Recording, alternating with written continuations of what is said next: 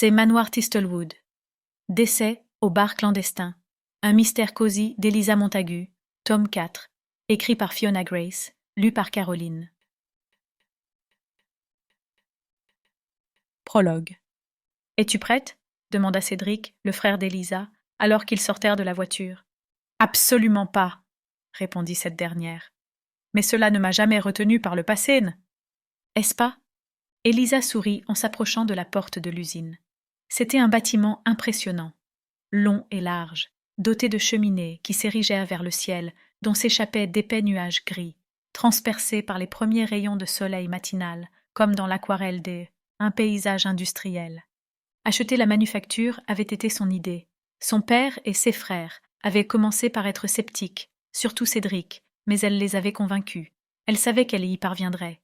Elle était bien trop maligne pour leur présenter une idée si elle n'était pas absolument inattaquable, comme celle-là. Elisa leur avait détaillé tous les gains qu'ils pourraient engranger en supprimant un intermédiaire et en se chargeant eux-mêmes de la production des moissonneuses-batteuses destinées à leur ferme, sans mentionner les bénéfices qu'ils pourraient tirer de la vente de ces machines à d'autres exploitations agricoles. Après cet exposé, il eût été presque impossible de lui opposer la moindre objection.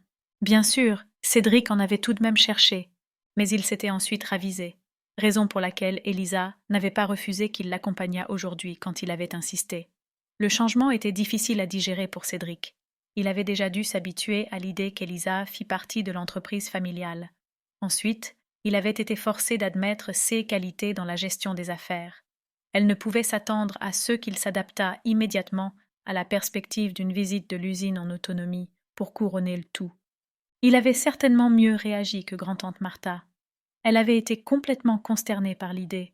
« Les manufactures ne sont pas un lieu pour une dame », avait-elle déclaré avec dédain. Elisa avait insisté sur le fait qu'une dame, ou toute femme d'ailleurs, devrait avoir leur place là où se prenaient les décisions, où les affaires étaient menées, ce qui n'avait fait qu'indigner davantage grand-tante Martha.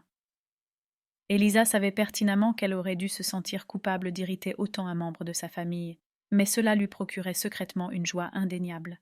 L'indignation de grand-tante Martha était devenue beaucoup moins frustrante pour Elisa dès l'instant où elle avait cessé de la prendre au pied de la lettre. « Je ne sais pas où elle pêche ses idées, mais ce n'est certainement pas de notre côté de la famille, » avait déclaré grand-tante Martha cette fois, en toisant ostensiblement la mère d'Elisa. Lady Montagu n'était pas plus ravie par les décisions d'Elisa que l'aïeule, ceux qui n'avaient jamais stoppé sa fille non plus. Elisa était catégorique quant à la nécessité de passer du temps sur le terrain. Elle savait que c'était une approche peu orthodoxe, mais elle estimait que c'était essentiel. Les hommes de sa famille avaient tendance à penser qu'ils en savaient suffisamment sur à peu près tout pour se passer de mener des recherches approfondies au sujet de quoi que ce fût. Mais pas Elisa. Être une femme signifiait qu'elle devait exceller dans son domaine pour être prise au sérieux, ce qui impliquait d'être parfaitement informée, raison pour laquelle elle se retrouvait ici ce matin. Pour Elisa, il n'était pas question de se contenter de lire les bilans financiers fournis par les anciens propriétaires lors de la vente pour comprendre la manufacture. Même les images et les schémas des moissonneuses-batteuses qui s'y produisaient ne suffisaient pas. Elle ressentait le besoin impérieux de percer les moindres subtilités de cet endroit, en saisir les rythmes, rencontrer ses ouvriers et assister au processus de fabrication. Car c'était ainsi qu'elle parviendrait véritablement à améliorer et à développer sa propre entreprise. Elle devait tout voir de ses propres yeux, ce qui signifiait qu'elle devait passer du temps au cœur de l'action. L'idée de visiter l'usine aussi vite que possible après l'achat faisait partie des projections du plan d'Elisa, mais maintenant qu'elle se trouvait devant sa porte, elle devait admettre sa nervosité. Elle ignorait à quoi s'attendre, ce qui, pour être honnête, était précisément ce qui l'avait convaincue de venir jusqu'ici. Cela dit, l'étendue de son ignorance angoissait légèrement Elisa.